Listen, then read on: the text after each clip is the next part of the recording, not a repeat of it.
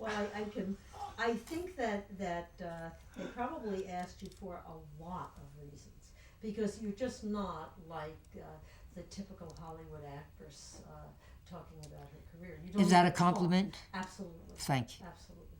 It's just, I kind of thought that you would definitely be somebody out of the loop, because I'm beginning to understand the loop a little bit. You know, I'm also beginning to. It's a loop, all right, isn't it? And I'm also beginning to understand how people were driven crazy by the loop. That's the possibility. Especially the sensitive ones. You know, it's funny about Hollywood. As I started to say before, that everybody talks, no matter who they are, about the same thing. Like everybody talks about Judy Garland, this tremendously sensitive person. Burns, the drama coach from MGM, she's 92 Right. years old. She said that Judy would come into her office and she would say, I'm absolutely useless, I'm ugly. When Ava comes on the set, the crew guys whistle, and when Lana comes on the set, everybody fusses over. You can hear them breathe, yeah. You can hear them sigh. So when I come on the set, they holler, "Hey, Judy." She had the common touch. And what's more beautiful than that? But she wanted the beauty. Has that been like have you been aware of that? Has there been a lot of feeling of competition among the women actresses of your time? Maybe. I don't really know. I only know that sometimes I would think how wonderful it would be to have platinum hair and to have bosoms that were really large and to be able to sashay. And I thought of that and I thought, why don't I have more of that? But it would be a passing thing. And I'd always be realistic and say, but you are what you are. And what you are, you've got to cultivate. And that's that. But and I close the never book. tried to make you into a sweater girl. Oh, no, nothing like that. No.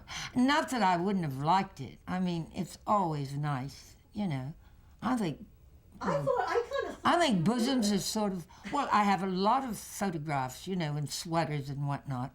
And I have an adequate amount, or did, still do. How did we get on bosoms? Well, no, the reason I say that is, you know, Janet and I joke all the time because they would put her on magazines and she was very well endowed and yes, write these things. That's like true, well endowed. Selling sex. Right. And she was like, oh, really? But, you know, again, it's just this idea of manipulation because the studios were run by men, let's face it. Right, so that's true. Well, I've got some sweater shots, but certainly they aren't comparable to Betty Grable and some of those other girls who were much more endowed in that area than I. Scenes, like I'll give you an example. There's a lot of people who talk about Marlene Dietrich, and there was a wonderful biography on AMC about her. And she had this overhead light, she insisted, that would be like falling down on her all the time. And when she did a movie. Boy, I hate that, just for you, yeah. cameraman, I hate that overhead light. It's devastating. She wanted to be spotlit, and she was extremely. Well, spotlit, I like that. I like spotlit. Well, she was very territorial when she ever had to be in a scene with another woman. And if you look at the movies, you can see that you don't even see the other woman. In fact, Maria Riva, her daughter, used to say that her mother would say, "Yes, you saw me in that scene with her, and she looked like a toad." You know, she wanted, oh, really? That's so funny because my producer, Hal Wallace, said to me, "You got the greatest compliment from Marlene Dietrich. She saw me on the Paramount lot, you know, doing my thing, and I think she came on the set one day, and she said to my producer, 'This is not just an ordinary American girl.'" Maybe it was because I wasn't in a film with her, but I always felt that was a great compliment. And of course, every time I saw her, I would smile broadly and say, "Hello, Miss Dietrich."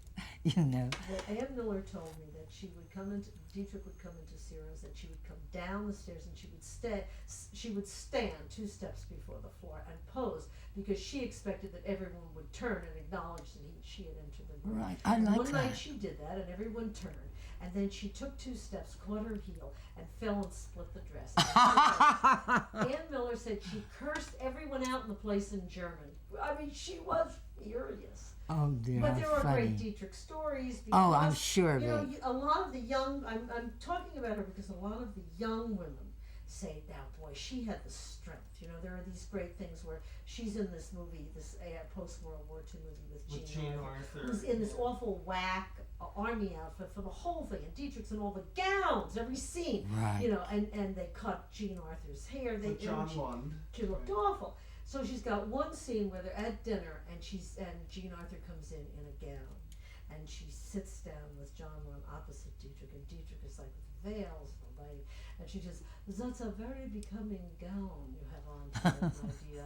It's too bad you have it on backwards." Oh, It's like so great, and it was just, you know, like the jealousy. That's yeah, why, Marlena. I mean, was it? Do you Well, remember you know, her maybe time? so, but you know, I didn't experience that. Right, I really that's fine, didn't. that's fine. I tried not to make any woman on the set that I was having scenes with uncomfortable ever. And I didn't try, as I told you earlier, the scene was the thing. That was the focus. It wasn't anything else but that. I want to add one other thing. My first film was written by Ayn Rand. And I don't know if you know the works of Ayn Rand, but she was a terrific writer. I'll look her up. I know her work. Yeah. That's fantastic. You were going to The tell Fountainhead, right? You were going to tell me. Atlas Shrugged. Yes. You were going to tell me just one thing more about Mitchum. Remember, you said you had a story about doing a scene with Mitchum. Doing this. No, I told it to you.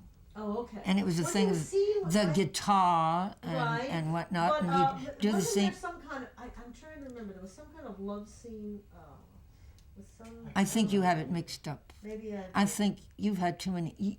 You've been cavorting with too many actresses. I think we've got everything. We've got everything. Right. Yeah. Very much. Oh, thank you But very much. I've really enjoyed this after. Someday, we would love to do your biography. Okay, Really so So look, cool. give